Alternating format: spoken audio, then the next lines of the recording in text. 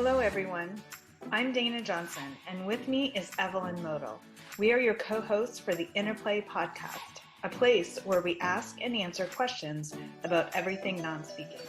If you're an individual who is non-speaking or unreliably speaking, or know someone who is, this podcast is for you. Come join us as we chat about the things that we have learned from the true experts, the autistics themselves, and listen in when we interview parents, researchers, and more.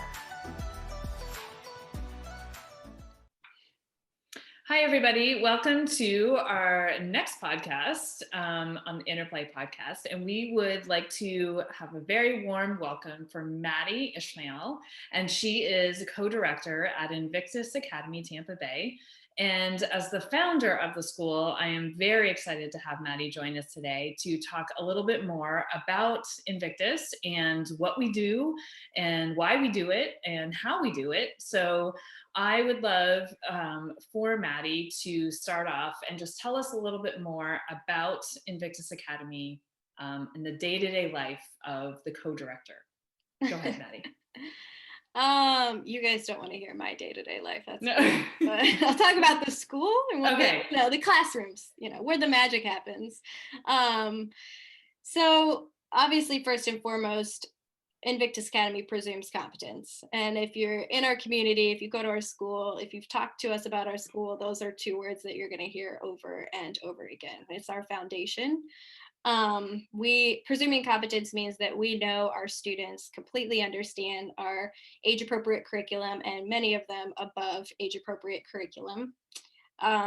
We fully understand and recognize that speech is motor and that language is cognition. And it also means that there is a disconnect between their brain being able to communicate with their body to execute an action. I always view our school as more than just an education. It's a really multi-dimensional lens because we incorporate not only this incredible age-appropriate and challenging curriculum, but there's also these various levels of motor planning that are present within each classroom as well. I feel like it's easier to those are all the words to use, but it's easier to kind of talk about what a classroom would actually look like if you came and sat in a class. So if I'm an English teacher, I'm teaching everything that would be taught at a public school or another private school that's teaching freshman level English. It's honors level. The content's still based on Florida standards. We're still meeting the same requirements. But the difference is that when we're asking for output, it's through the use of a letterboard. So if we're working on theoretical analysis or empirical methods or something like that, we're asking the questions and our students are giving their complex answers through spelling. But then if we're studying character progression, and so we have note cards that are set up and we have a character's name and the definition, which is a standard you have to meet in English, you giving a timeline. And we ask the student, they spell out the correct answer.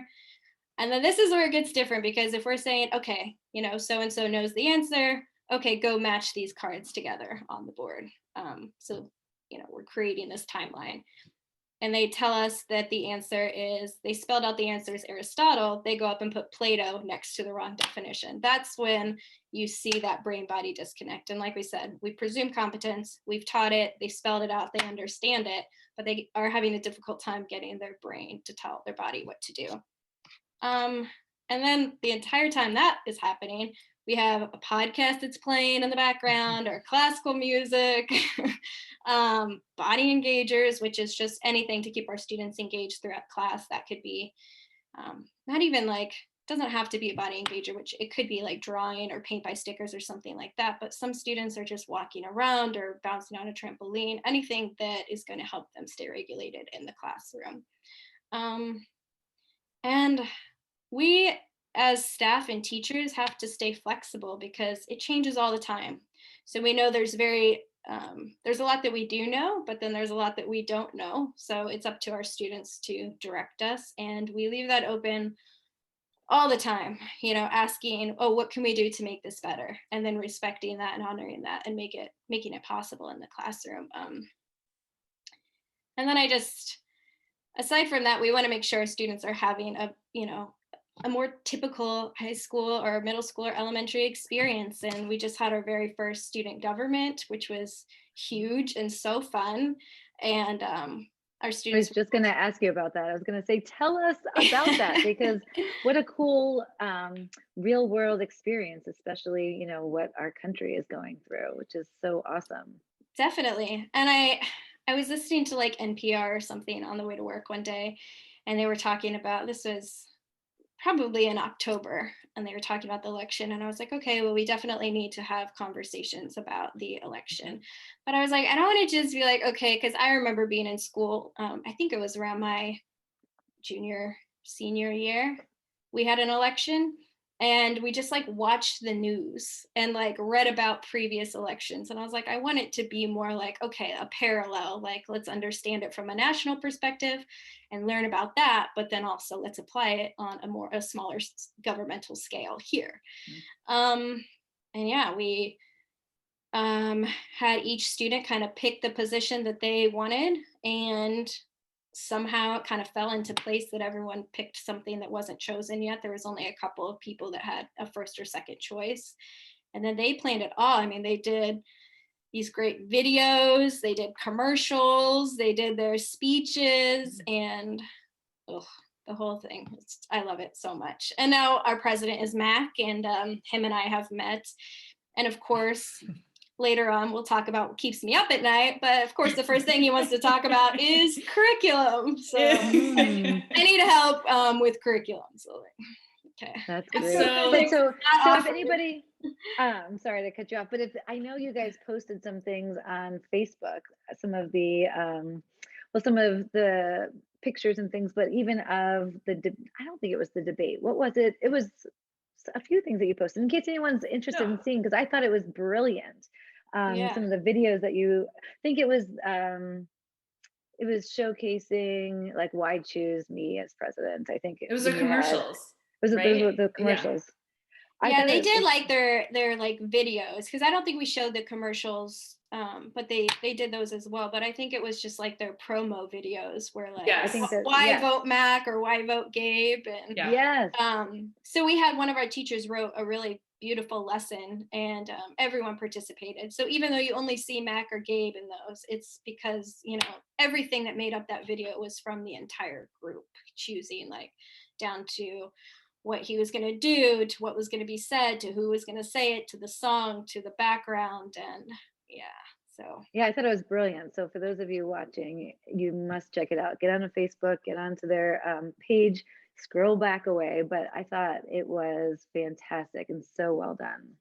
And so respectful. Like they were just so respectful towards each other the whole time, and talking about being friends, and really encouraging each other the entire time. And yeah, it was amazing. It truly was. So when I think back, Maddy, because you were kind of talking about, you know, how the school's grown and how far we've come, and even Evelyn, you can think back to when you were there too. And I mean, Maddy, you started out as an assistant at the school, and then elementary. Right, that's right. And then moved to high school teaching. And then now co-director. And I just think about, you know, how the school has changed so much since those early days. And thankfully it has, which is now just, it's amazing to see, and then talk about things like student government and voting. But what would you say, because I get this question a lot, why is Invictus unique? Like, what makes it unique? What makes it different? You talked about presuming competence, you talked about the motor piece. What else would you say that makes us different? Well, obviously the access to communication through the letter boards, and that is, you know, everything that we teach, our education, even having these groups, is very similar to other schools, but the way that we are getting the output from our students and getting their input is different, and it looks different. We're also unique that we offer K through 12 education in one building. Last year, you know, we had kindergarten all the way through sophomore year, and this year we have second grade all the way through junior year. So, you know, a bunch of students in one area learning from each other, and I think all the way from second grade through junior year. And it's a cool balance. I mean, going back to student government, it's in a high school setting, you just have a high school that contributes to that. But at our school, because there is a second grade and fifth grade and middle school, they were able to contribute as well and say, like, I want a president that does this. And then they were able to vote. And yeah, that's super unique. That's awesome. Absolutely. I wonder if you could kind of explain like the teacher-student ratio a little bit, and even in terms of, because you said, obviously communicating through a letterboard, that definitely makes you unique. And how that works with teachers and assistants, and kind of give everyone like a little idea of what that looks like. Yeah, so we try and operate at a 2-to-1 ratio. It changes, and it has changed in high school, just with more regulation because of more motor practice. They need less support. But we still have very small classrooms. We have about 4 to 5 per classroom right now. So basically what that looks like is that you have 4 or 5 students in a classroom spelling, the teacher's lecturing, and then they do alternate days. So like a teacher lectures on a Monday, and on Tuesday they do just a straight output spelling day, which means the teacher assistant and the teacher bounce around to the students in the classroom for output. And it can be conversational. I know they're doing a lot of analysis right now and talking about really critical thinking in history and English. Our history class for high school is a combination of African and US American history. So there's been a lot of deep conversation and critical thinking there that they're able to bounce ideas off of. And in middle school and elementary, it's the same. So it's a lecture day and a spelling day. I hope I answered your question. That was great. Yeah. No, that was good. That was good. I kind of had a question about when we have new students, like right now it's enrollment time and getting new students in, which is exciting. If we have someone that comes in that has never had any experience on, a letterboard, how do they come in and join in the class, and what does it look like for them compared to a student who is open, fluent, and spelling? How do we accommodate that? Yeah, well, first of all, that's okay. You don't have to have experience on the letterboards to come to Invictus, but it is something that we're going to start. We start very slow. We have a communication specialist at our school, so she would be the one to kind of start that relationship, and we would start at the beginning, which would be the 3 stencil boards, and then she would probably train like one teacher. And develop that relationship. That motor at that time to start spelling is really difficult. And then thinking about the the social situation that they're in for the first time. Right, and the then environment, new exactly. environment, new classroom, new schedules. So with all of that, you want to be respectful of not overloading that new student.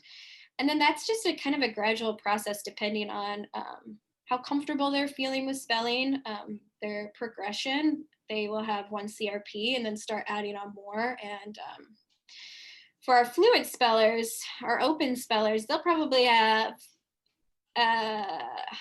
either all the teachers or most of the teachers that they spell with. And I was that just going to ask, like, so those open fluent spellers, typically after a while, they can spell with all their teachers and assistants likely, right? Yeah, and we're really lucky. We have had our staff, at least teachers at the school, some of them longer than me or as long as I've been there, and a practitioner now in every single classroom, which means they've gone through specific training. So that most of them are just at the level where they can jump on with the fluent spellers and in a respectful way, and they understand the letter boards on a deep level. Yeah, so I guess the difference between that would be one person can spell with lots of CRPs, and then the other one is adjusting to, life at So talking about the motor piece, because that was something when I first started thinking about a school and what would I want to have as far as an OT in that background, and understanding the motor. I mean, even my own journey from traditional OT thinking to now understanding the brain body disconnect and purposeful motor.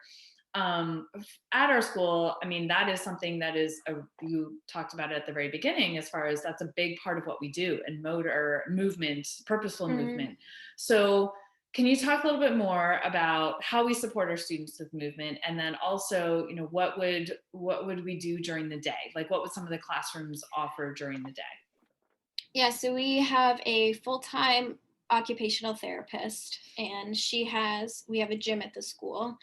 So she works with groups. Elementary, she does handwriting, which is a fine motor task, which is, she works one-to-one, but they're in a group setting. So she'll rotate around while she's working with them. And that's something that they'll do during English class or social studies.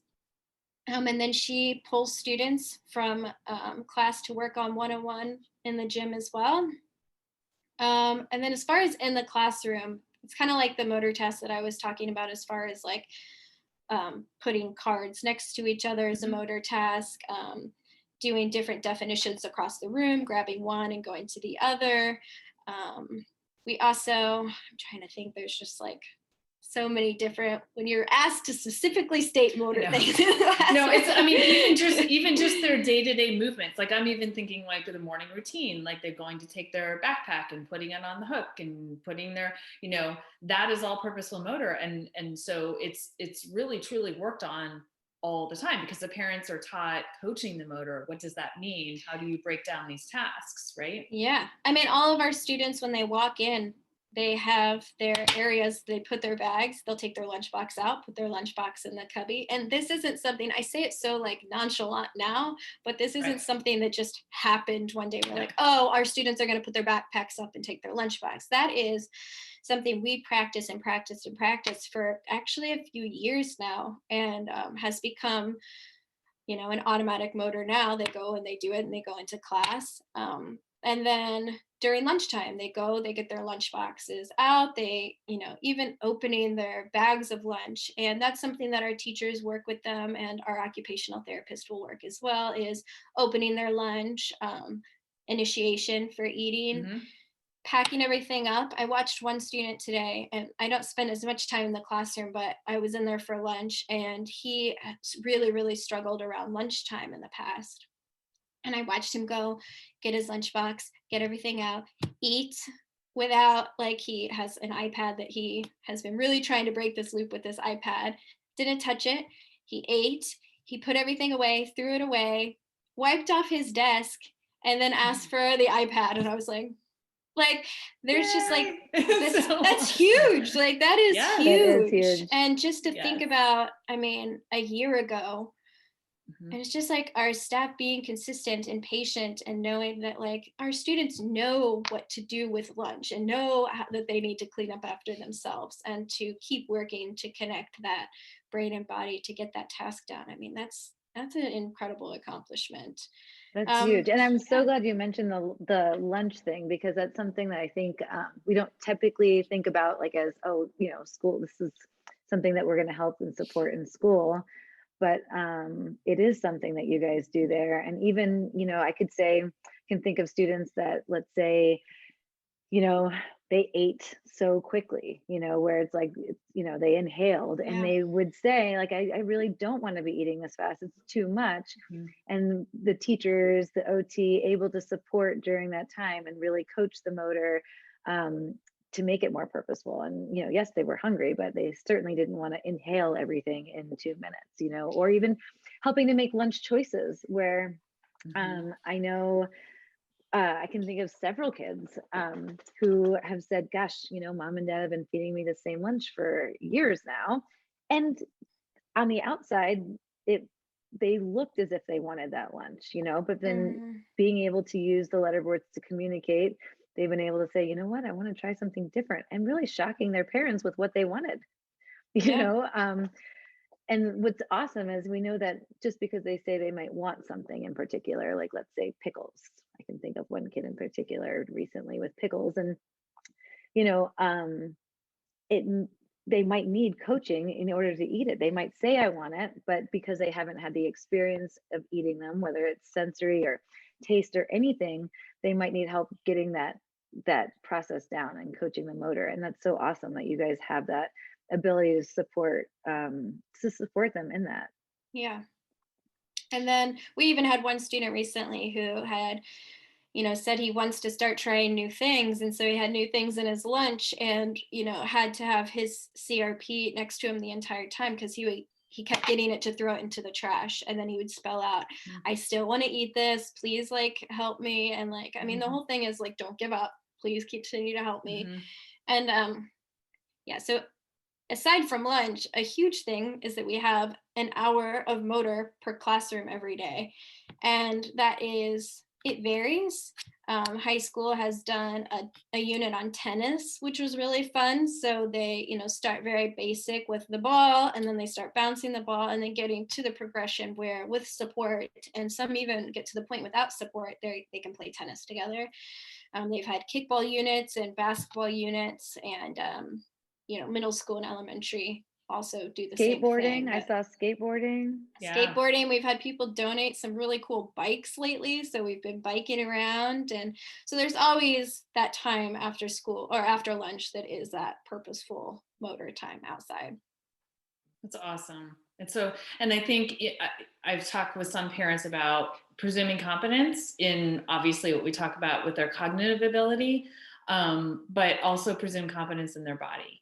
And I think that that's something that is not as easy, I think, because we're so used to taking what the body's doing as volitional, as purposeful and what they want. But in fact, like Evelyn was talking about, it's no, I don't actually want to eat the same thing every day, or I don't want to do this activity, or I actually really don't like that, or I actually do really like this, even though my body doesn't want to be here. So that I was thinking about something with respect to that, because we get to find out this information, at school. And of course we share it with parents, but what is something that we do as far as teaching, coaching, educating parents of our students to help kind of bridge what's happening at school with at home? There's a couple things. I would say the first is that once a month we have, it was called a lunch and learn, but because of COVID, it's now called happy hour because we have it in the evening. So those range from brain body disconnect to purposeful motor to presuming competence to lesson writing to, what's going to happen after Invictus. And so that's a huge opportunity for parents or any type of caregiver at home to learn more. But we also require at least twice a year for students or for parents to have parent conferences with teachers. And we can go over specifics and ensure that parents are on board with the goals that the student has set and how it's progressing at home. And that respects what the student is asking and then keeps the relationship open, because there's only, of course we can do everything at school, but it really requires the work at home as well. Yes, and that's also where, sorry, Evelyn, just real quick, I was just going to talk about the goals, because what you said about the goals is huge, and I think is a really big part of, I remember thinking about this, having the student be a part of the goal writing. So what is it that they want to do, and then sit with the parents, because up until they come to us, typically it's been parents writing their goals. Right. And now they have, to help with that autonomy, to build the autonomy, is that now they are able to do that. So yes, I just wanted to highlight that because you had just mentioned that piece with the goals for parents. Well, and I want to add to that, because now I'm like, I wanted to say something and now I want to say something else. You can go back and say the other thing after. Well, now I'm going to do this one first, but goals, because I think that's awesome, because, being in education as long as I have, yes, typically, we've got the teachers kind of like driving, okay, this is the curriculum, this is where you want to be. And obviously, we're all reaching and striving for greatness, but I would imagine it would be so great there because they're really thinking about several types of goals. So do you guys obviously talk about goals curriculum wise, but then do they get to set goals as far as communication goals and because we've got students at various levels of acquisition. So in terms of like giving them that that power of saying, okay, well, this is where we're at right now. Where do you want to be in 6 months? Or, you know, how does that work over there? Yeah, that normally happens. We were doing it just at the beginning of the year, but honestly, we've been doing it quarter per quarter because our students are just progressing at an incredible pace on the letterboards right now. It's a requirement as well for parents to have sessions at least once a month with we have a parent communication specialist. So that's an amazing opportunity for students to get that practice with their parent or guardian or caregiver at home. Right, because that's what I was going to ask before, because, you know, here they're coming to school and having this amazing opportunity to be communicating with, you know, at first one communication specialist, whether it's the assistant or the teacher, but then eventually multiple. But then I was going to ask you, like, how does that tie in with home? Like, do you guys, you know, kind of hold the parents accountable for their training and their practice and such? Yeah, definitely. I would say that we keep saying like the silver lining in the pandemic, and the silver lining for us was that we were pushed into being online, but we still had requirements to meet from the state. So all of our parents had to start working more one-on-one on the letterboards and having sessions that were remote, which was really difficult. But then we came back and to see the progress of the students during that time. And then the regulation in the morning and when they leave was night and day, because they know that once they leave, they don't have to leave their communication behind. You know, they still have that communication at home.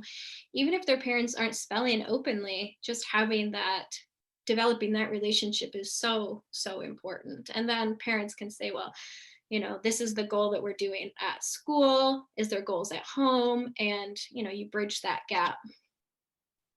That's awesome. That's so exciting to hear. Yay. I love listening to you talk, because it's just like, wow, we're actually doing all this stuff. So, it's so awesome. Okay, so we're going to shift it a little bit, Maddy, and talk kind of more about you and giving us a little bit of, you know, based on your experience working at Invictus. Okay, so what would you say is the biggest surprise that has come out of your work with the neurodiverse population so far? Well, I think the biggest one was the first one, and well, not necessarily the first, close to the first, is that it completely shifted my career and trajectory of my life. When I started working as a teacher assistant, I was getting I did get my master's in public health, but I was focused on maternal and child health. And my, you know, thesis was on midwives and doulas in lower income communities. And I was traveling at that time. And yeah, I started working with this community, and I love so much the work that I was doing, and it's still a huge part of my life. But I was like, there is a need for me here in this right now. So everything shifted, everything changed. That was a huge surprise for me. And I can't really go back and know for sure, but I think to some degree, I always knew that the neurodiverse population had the ability for thoughts. I just don't know that I ever really stopped to think about the extent of their thoughts or level of cognition or anything like that.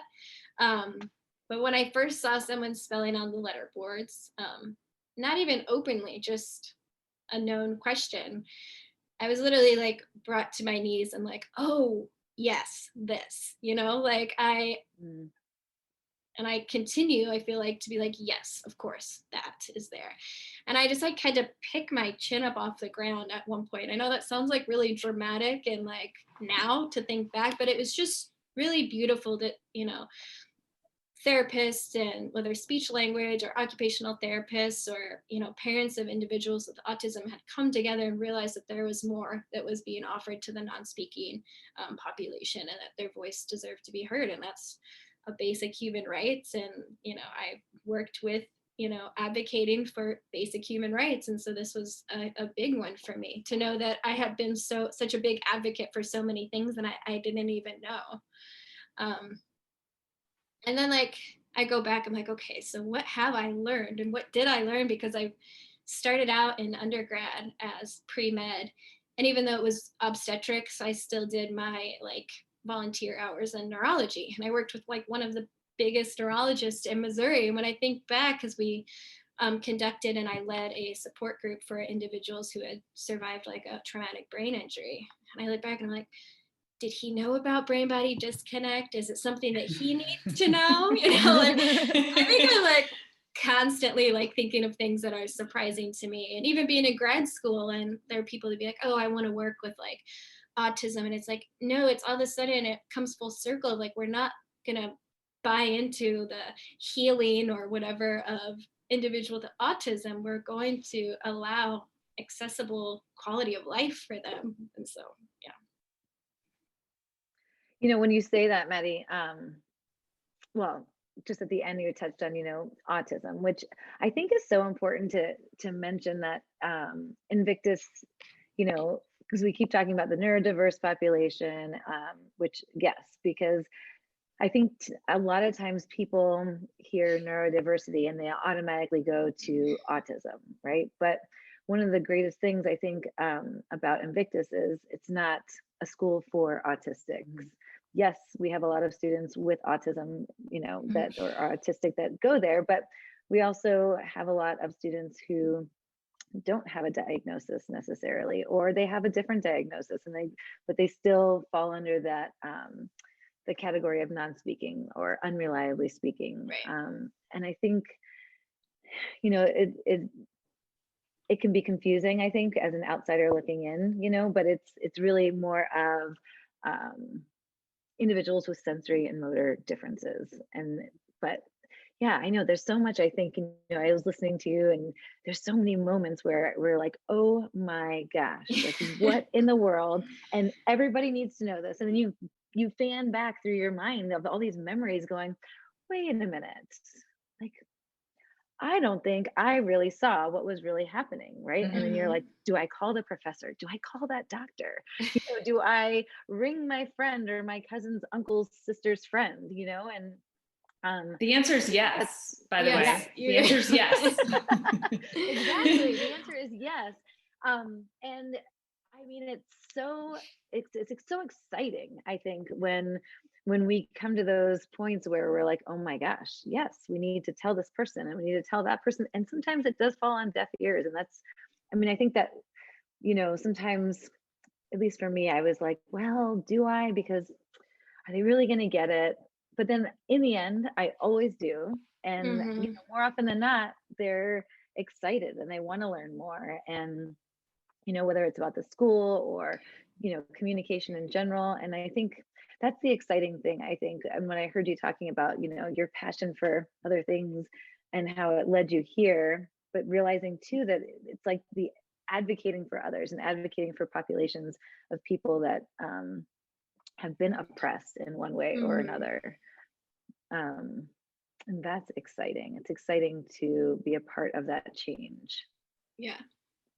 And I think all of these things are surprising, but then along the way, there's those like small, like aha moments too, of like, oh, right. You know, like this is what this is all about. This is why I love this. This is why everyone needs to know about it. And my husband started working at the school, obviously at the same time. And we still, anytime we're like in a group of people, we're like, listen to all of these things at the school that we're at. We haven't lost any friends. They still support us and listen. So you haven't like killed that relationship yet. That's good. No. I know, I do the same thing. And when somebody says, so what do you do for a living? It's like, here we go. How much time do you have? Exactly. Sit down. Exactly. But I think that we all like, because as I was listening to you talk to Maddy, and I don't, Evelyn, you can obviously speak for yourself, but I think we all had like trajectory change, you know, with our occupation. You being a teacher, you know, I was and still am an OT, but my whole paradigm shift came when I observed that particular spell for the first time. So I think that it's huge and it hits everybody differently, but yet we're all this community, which I think too with Invictus, that's one thing that I've heard parents talk about, I've heard community people talk about, is that it feels like a family, it feels like a community. And I think that for our parents, especially, and of course, all of our students, that is super important. And, you know, the whole myth about autistic people don't like social, you know, they're anti-social or whatever you want to say. You know, one of the things with COVID that really, I mean, hit me hard, and this is where we all went into overdrive with, let's get, even if it's on Zoom, let's just get these students together. Like, we knew we wanted to, obviously we offered everything online because we had to, and we wanted to offer the best program possible that we could. I feel like so much of it was for that social aspect for our students, because they desperately miss their friends, even though for us it doesn't look like they're, you know, socializing, or it just because we're neurotypical and we don't socialize the same way, and that's okay. So yeah, I think it's just, it's so telling to me when I have parents come to me and say, you know, this is just like a family, and I'm like, yes, that's exactly, you know, what we're going for.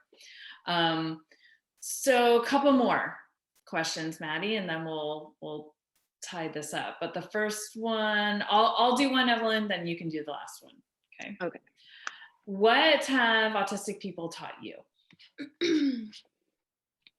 This is almost fun to think about, because I was like, so many things. I know. Just to be like the coolest, like best version of myself, you know, like they taught me that. So no, but I think the biggest and most humbling lesson has been that the insides don't match the outsides. Even in my history of briefly working with individuals with autism or the neurodiverse community in social work, there's some part of me that disagreed with, like I said earlier, how they were treated, or that there was something that just wasn't respected or, you know, fulfilled. And again, I wasn't sure why, or if I had the energy to even look into it. It was just something I was like, that doesn't seem right. But I realized I'd always been kind of exhibiting behaviors kind of unknowingly that were a bit ableist. And I think working indirectly and directly with the neurodiverse population, I had made some pretty unfair judgments.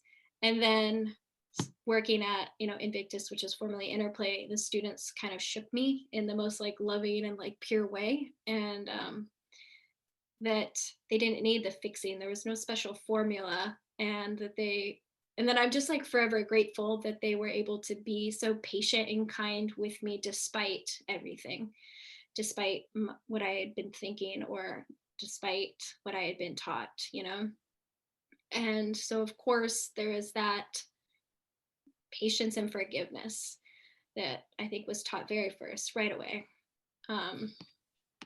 And then another thing that I never truly understood is self and co-regulation until I became a communication regulation partner. And it was funny because when I was saying this to Joey, I was like, okay, well, that's definitely something huge. I was like, coming from someone who's worked with lots of laboring mothers and like very intense situations, like I should have known more about regulation, but I only looked at it as regulating the other person, you know, like it doesn't matter what I like, as long as I can regulate that person. But I think, you know, this field has really, or this job in this community has really taught me the importance of self-regulation in order to be better co-regulator. And that filters into my personal life as well. When I'm feeling anxious or stressed out, having those skills to be able to regulate, to, you know, help other people out. You know, my like new motto is just balancing my energy before walking into a room, because that is going to, do wonders for that room and myself. Yeah, that's beautiful. Very well said, Maddy. Very well. Okay, so just to kind of, I'm sure, give you one last interesting question. What keeps Maddy up at night? I can't wait for this one. I seriously can't. My God. I was like laughing and initially thought of Dana, because I was like, do we sleep? Like, is this like, is this insinuating that I have good, no, I actually sleep really well. But I guess it depends. You're asking about what keeps me up at night in regards to Invictus, or like personally? Or anything. It could be something ridiculous. I mean, whatever you're comfortable sharing, Maddy.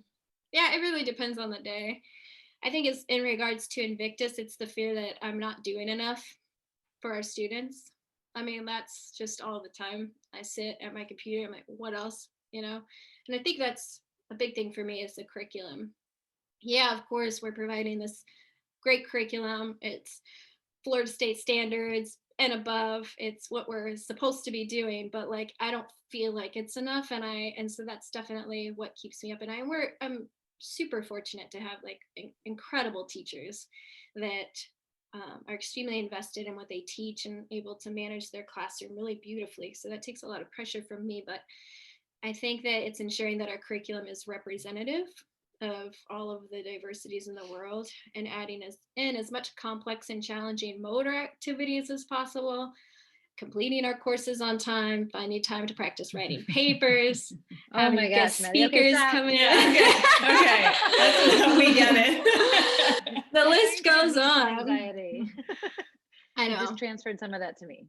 No, I'm just kidding. But those are all so important. But exactly. Yeah. And I'm so excited as well because this year has been lovely, you know, and I'm so sick of saying unprecedented times. Like I miss being able to just say precedent, like we know exactly what's coming in the future and stuff. But you know, 75% of the school right now are answering semi or tight opens. Like that's huge. So we're able to expand so many different areas of our curriculum without really doing a whole lot. We can just gain a lot more feedback and write papers and have debates and discussions. And so it keeps me up at night, but I'm also really happy with the way things are now. It's just contentment. And I guess if we want to get really existential, I get really anxious about all the non-speakers in the world that, you know, are in situations that presume competence.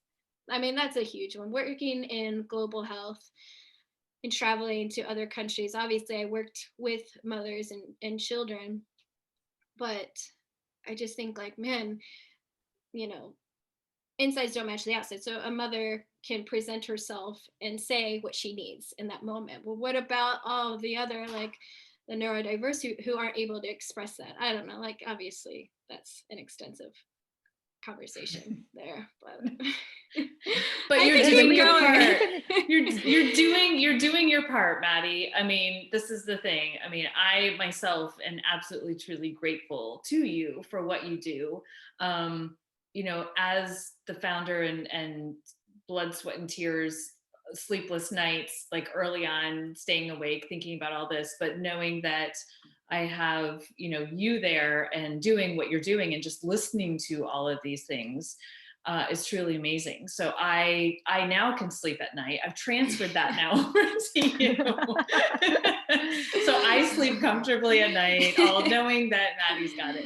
But I am, and I mean that definitely. And I think, you know, the school has absolutely grown, absolutely continues to get better. I mean, I agree. I mean, we can talk about silver lining, but I look at this past year and I think, holy cow, look at all of the things that have come out of it and how hard everyone has worked, because like you said, we're a solid team, and it's pretty amazing to see everybody working together, everybody loving their job and getting to go to work, not having to go to work. And one thing that just before we finish up that we didn't talk about, which I wanted just to kind of sneak in at the end, was I know that one thing that came out of COVID was now the opportunity to do some online curriculum and offer that. So if you want to talk just briefly about what that is, and then add in at the end how people can contact you, would be great. Okay.